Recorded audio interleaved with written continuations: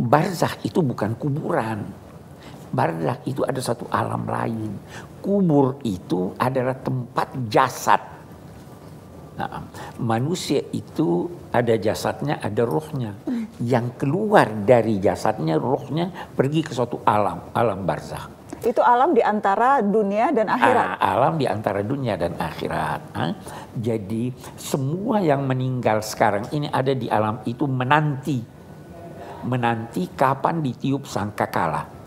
Apabila ditiup sangkakala, maka mati semua yang di permukaan bumi ini, semua, bukan hanya di permukaan bumi, segala yang bernyawa mati menanti ditiupnya lagi sangkakala kedua untuk semuanya bangkit menuju padang mahsyar.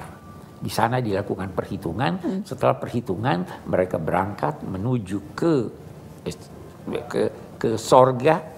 Nah, dalam perjalanan menuju ke sorga ada jembatan. Habis satu-satu dulu, Bi. Jadi di alam barzakh. Katanya mau mendetail. Oh iya, tapi maksudnya kita detail alam barzakh dulu, baru kita detail padang mahsyar. Jadi alam barzakh seperti apa? Di alam barzakh, orang itu sadar. Dipertunjukkan di alam barzakh tempatnya nanti di akhirat. Al-Quran menceritakan tentang rejim Fir'aun, bahwa setiap pagi dan petang dinampakkan kepadanya neraka. Itu salah satu bentuk dari siksa. Nanti di hari kemudian baru dia dimasukkan ke neraka. Jadi bagi yang berdurhaka bahkan di alam barzakh pun sudah disiksa. Sudah diberi panjar.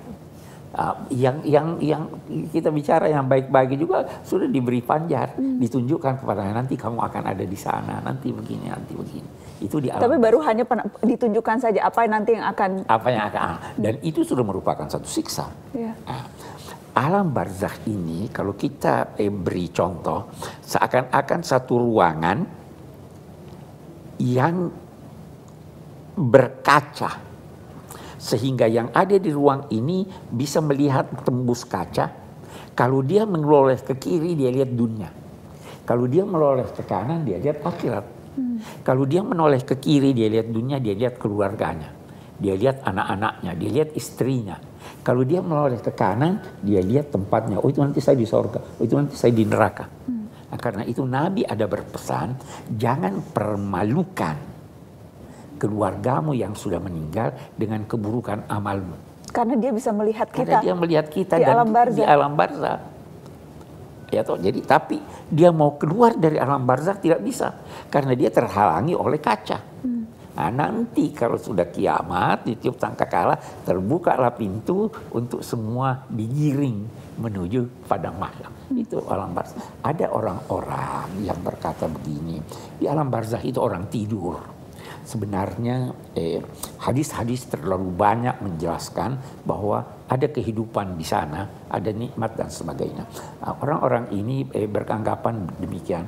Itu kan di Quran di surat Yasin, orang yang meninggal waktu tiba peniupan sangkakala kedua dan bangkit dari kuburnya, itu dia berkata, "Mamba'atsana mim marqadina hadza." Siapa yang membangkitkan kami dari tidur kami? Sebenarnya bukan dari tidur kami. Dari apa?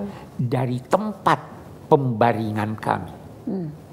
Beda kan? Iya, belum tentu dia tidur di tempat pembaringan. Belum tentu dia tidur. Jadi dia tidak tidur dari tempat pembaringan kami. Apa yang dimaksud? Seakan-akan tergambar bahwa di dalam kubur itu memang dia dibaringkan. Setiap muslim, setiap manusia dibaringkan di tanah. Muslim dibaringkan menghadapkan ke kiblat. Dia sadar waktu itu jasadnya ada di sana, tetapi rohnya ada di tempat lain. Di alam barzakh. Jadi kubur itu sebenarnya bukan buat orang yang meninggal.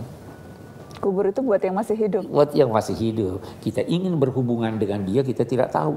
Maka kita jadikanlah seakan-akan ini meeting point. Kita berkunjung ke sana. Dia tidak di sana. Tapi doanya akan sampai, Bi.